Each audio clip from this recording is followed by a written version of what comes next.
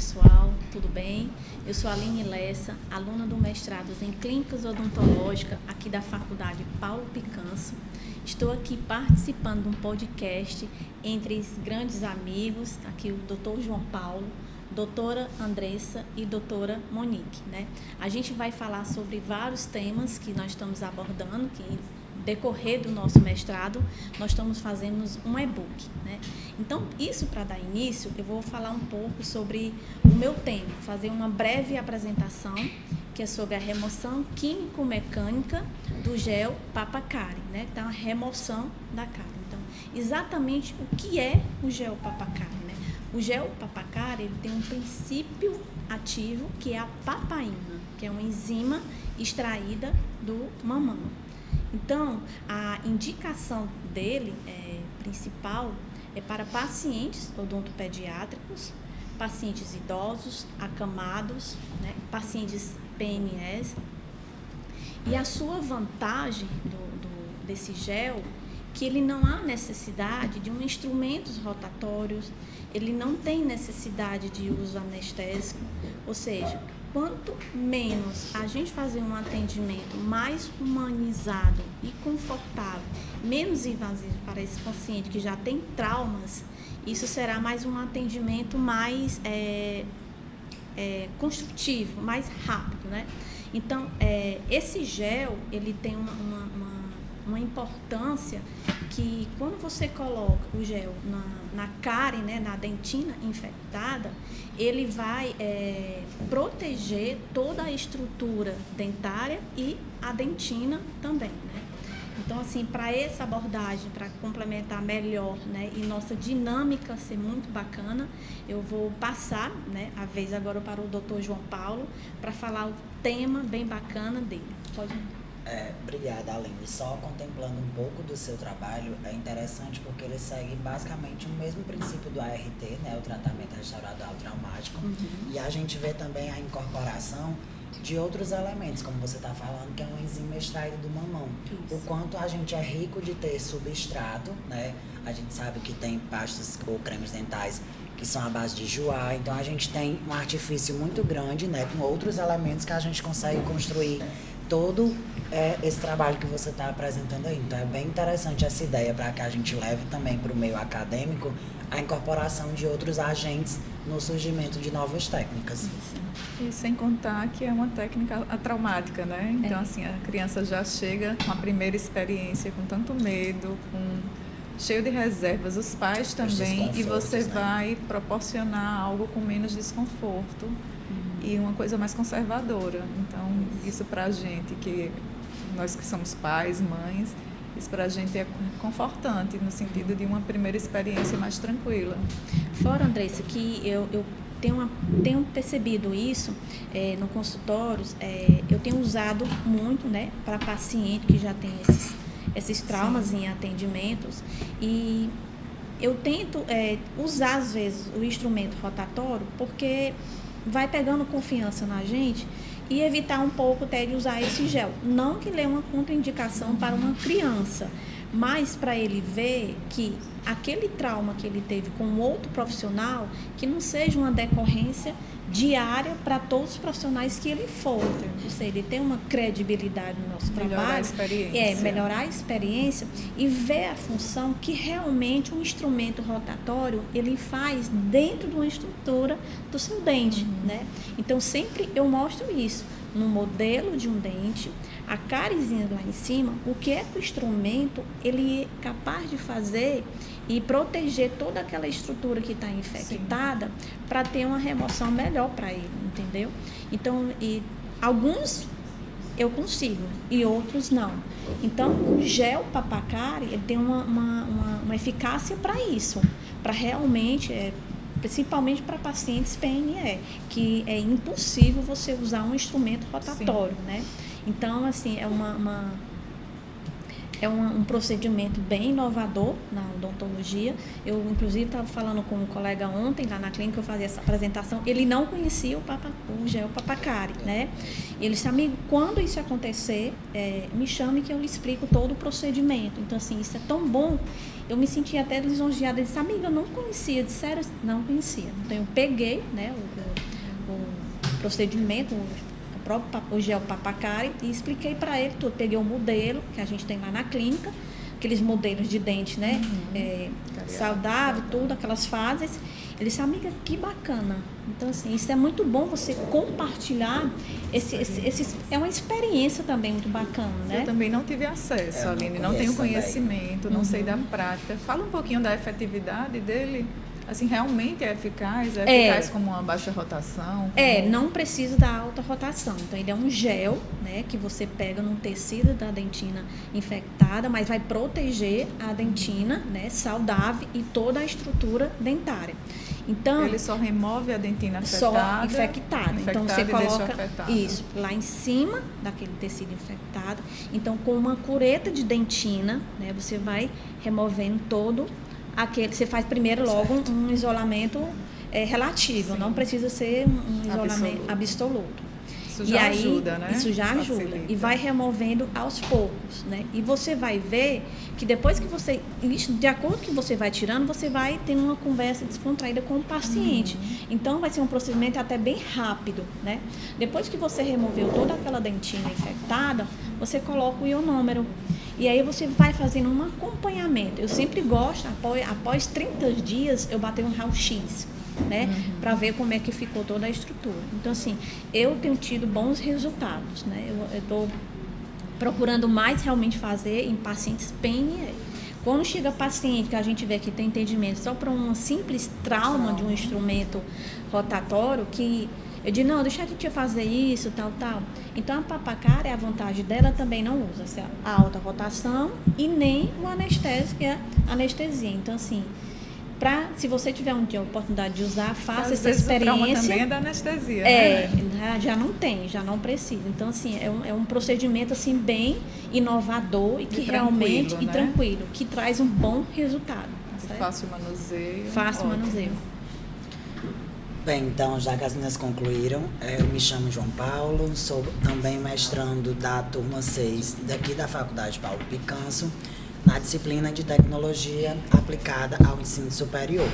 E aí, a gente vai trazendo assim um pouco do que é que vai ser o nosso projeto do e-book. O meu projeto, ele é para que a gente aborde, principalmente, a importância do cirurgião dentista dentro da estratégia de saúde da família. A gente sabe que, com a evolução da odontologia, o princípio básico que a gente tem, ele está sendo um pouco deixado de lado, né? Se a gente leva em consideração que a nossa primeira vivência com o Sistema Único de Saúde é o SUS, onde muitos profissionais, após a sua formação, eles vão basicamente caminhar para esse... É o primeiro acesso de trabalho, né, do profissional. E aí, não pelas grades curriculares, mas também por falta de interesse de nós como profissionais, de buscarmos algo relacionado a isso, né? A gente sai muito voltado em desenvolver alguma competência e habilidade em alguma área específica, seja a endodontia, seja a periodontia, e a gente acaba esquecendo muito sobre o básico da odontologia voltado para o que a gente pode desenvolver para a saúde geral daquele paciente. Então, o meu e-book é basicamente como se fosse um cursinho, né? Para que a gente voltasse para a graduação, levando a informação das políticas de saúde bucal, das leis, de o que é os programas que a gente tem dentro do SUS, fazendo com que a gente entendesse que o profissional precisa conhecer sobre os processos clínicos e sobre o processo mais humanizado dentro da assistência. A gente sabe que quando a gente fala sobre o serviço público, a gente tem vários níveis, né? E a atenção primária, muitas vezes, ela é desconhecida pelos próprios profissionais, onde cada um enxerga muito a sua individualidade. Então, o e-book é mais para trazer sobre isso, para trazer sobre a vivência, para trazer sobre mostrar sobre políticas. O objetivo dele é fazer com que a graduação, os alunos, eles entendam o que é o papel e a importância deles dentro do Sistema Único de Saúde. No sentido de trabalhar de forma multidisciplinar. Multidisciplinar, é isso, para que a gente consiga... Porque quando a gente conhece as estratégias do programa, a gente vê que tem muito como dentista atuar em várias partes do programa. Só que muitas vezes isso não é muito explorado. Isso, a nossa própria graduação... Às vezes pelo próprio profissional, que não tem conhecimento disso. Também.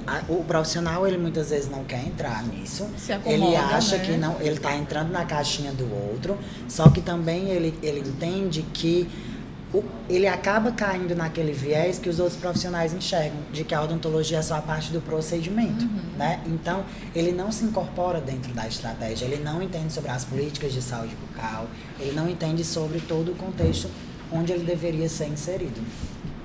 E assim, eu já trabalhei muitos anos, né, na ponta, e trabalhava muito voltado à multidisciplinariedade, né? E vejo que se nós, pessoalmente, não buscarmos, existe pouca coisa. Talvez até exista mais ferramentas, mas não estão tão visíveis, tão acessíveis, que faça com que o profissional se sinta, se fosse assim, intimidado a querer buscar. Não, eu preciso para eu poder trabalhar melhor. Não, ele se acomoda ali, naquele mais ou menos, e continua levando. É isso. Então, se não for pessoal, se não for uma percepção pessoal, ele não leva à frente. De lado. E é o que termina acontecendo com a maioria, né? Faz o beabá, não se insere, e a odontologia termina como sendo assim, uma parte à parte. Realmente. Existe a equipe e a odontologia, e não a odontologia integrada. Os profissionais não conhecem as próprias políticas que a gerem, né? Tipo, o Programa Nacional da Atenção Primária, então eles não sabem sobre o PENAB, eles não sabem o que é o Brasil Sorridente, eles não sabem sobre a Lei 8080. Então, o meu e-book é basicamente para a gente trazer isso, para a gente...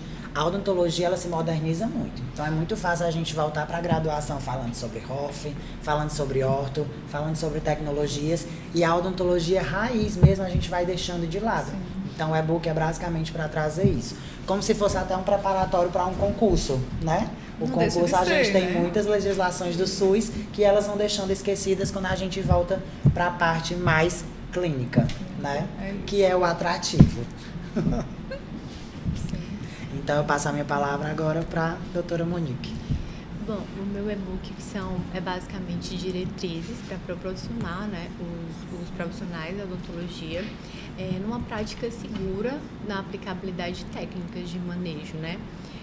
Uma correta indicação de como que... e também baseado nos aspectos legais também, porque tem muita técnica que são usadas, que não são preconizadas, como, por exemplo, a mão sobre a boca, a contenção, né, a retenção, causando alguns outros impactos.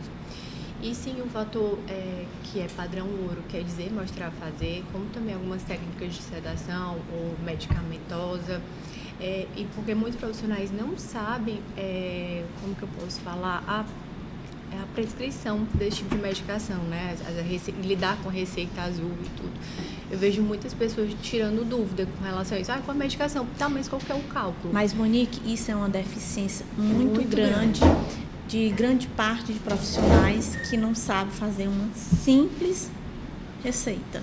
Então, não, assim... e parte também, como a doutora Andressa estava falando, do desinteresse do profissional. Muitos saem da graduação sem saber ler um exame, sem conseguir fazer uma prescrição, porque não sabe, sem saber a dosagem correta da medicação. Então, é muito interessante e relevante esse seu tema, porque você vai, realmente, como você fala, sobre diretrizes técnicas de voltar essa ação. E da correta indicação, né? Porque tem pacientes que são comprometidos sistematicamente e eu tenho que saber qual a conduta que eu vou levar em consideração, né? Para proporcionar uma técnica, uma prática segura. Então, Monique, pelo que eu entendi, você vai abranger várias técnicas, isso. Não vai se deter só a uma. Não, e através do conhecimento as pessoas vão poder optar. Exatamente. E vai melhor se enquadrar no seu paciente. Na correta indicação, exatamente. E dentro, respeitando os aspectos legais, né? Que tem muito esse impacto, principalmente da mão sobre a boca. Que, enfim, lá eu elenquei alguns traços, aspectos legais. Nessas citações que você vai fazer, vai ter também vídeos demonstrativos que você pretende colocar no e-book? Exatamente. Porque muita coisa a gente escuta, mas até nem teve experiência. Isso, nem sabe executar a técnica, né?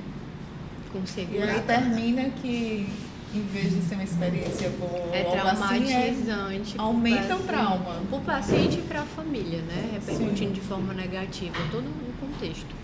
Mas é basicamente isso. Legal. Então, passo agora a palavra para minha colega. Eu sou Andresa Gurgel, também da turma 6 do mestrado em odontologia da Paulo Picanso. E eu vou falar um pouquinho de uma parte que é bem importante na minha área, que é a harmonização facial. que seria a análise facial, e a padronização de fotografias na harmonização facial. E qual é o objetivo disso? É esclarecer porque essas ferramentas são fundamentais no planejamento e na execução dos tratamentos estéticos, além de discutir a importância das fotografias padronizadas, né, para um acompanhamento preciso e resultados mais desejáveis, mais previsíveis.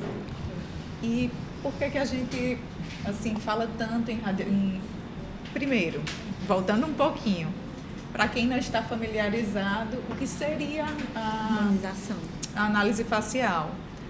A harmonização facial ela é um conjunto de técnicas que ela vai visar melhorar tanto a estética facial, através dos seus procedimentos não invasivos, como toxina, preenchedores, né, fios faciais, bioestimuladores. E o objetivo dele é proporcionar uma harmonização na face, um equilíbrio entre todas as estruturas. E é aqui que entra a análise facial, que ela seria uma avaliação detalhada das proporções da face, né? Levando em consideração fatores como simetria, proporções entre estruturas, e essa avaliação é que vai permitir com que a gente avalie o que realmente precisa ser tratado para que a gente consiga atingir a harmonia desejada. Ela vai ajudar o profissional, um dos objetivos grandes dela é ajudar o profissional a identificar as áreas que podem ser melhoradas e ajustadas, fazer um planejamento mais preciso e fazer com que o paciente... Corta, viu? E a gente tem várias ferramentas para que a gente possa utilizar para as medições dessas proporções, as análises tridimensionais, os ângulos da face.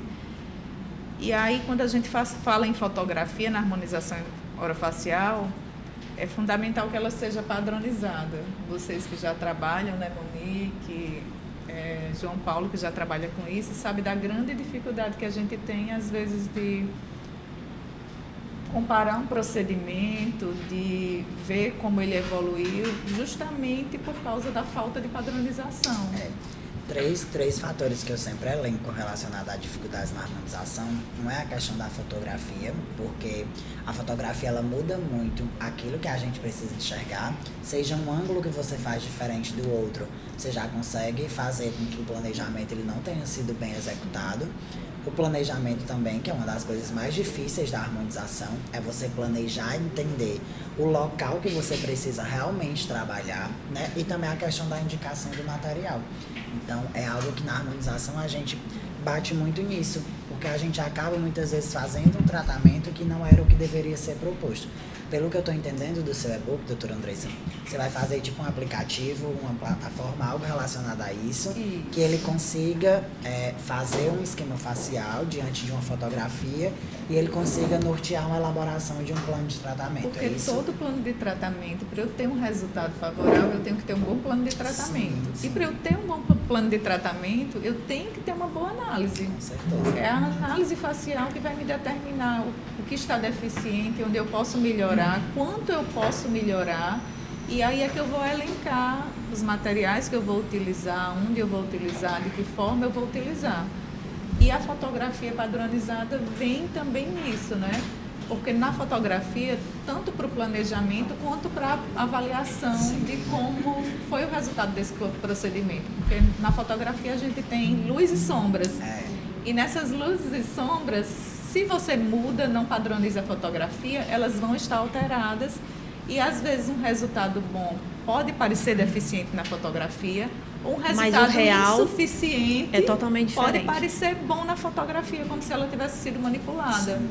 Se eu padronizo aqui, eu consigo ter uma boa comparação, eu consigo mostrar ao meu paciente a evolução do que foi feito, eu consigo mostrar onde precisa ser melhorado, o que é que a gente vai trabalhar nas próximas etapas. Então, assim, eu acho que são dois aspectos fundamentais na harmonização facial. É o início de tudo, né? É o que eu consigo enxergar de deficiente, né? O que eu consigo enxergar que eu posso melhorar para equilibrar aquilo ali e os resultados que eu consegui com aquilo ali. Então, assim, os dois andam muito juntos.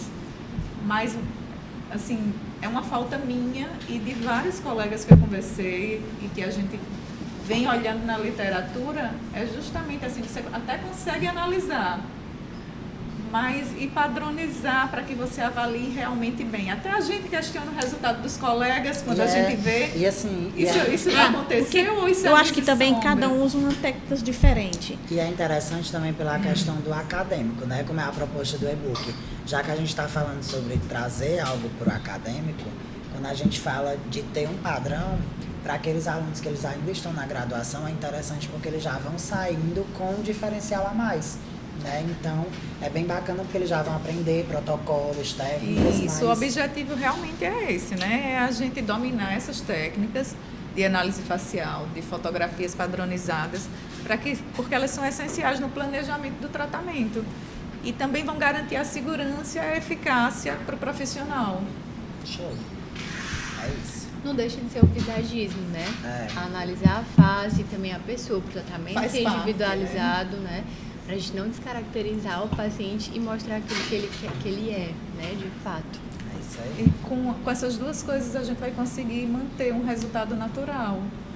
Aquele resultado fino que a gente quer para todo paciente, né? Que o paciente vá melhorando ao longo do tempo e que você não consiga identificar o que foi feito, que ele não perca as características dele.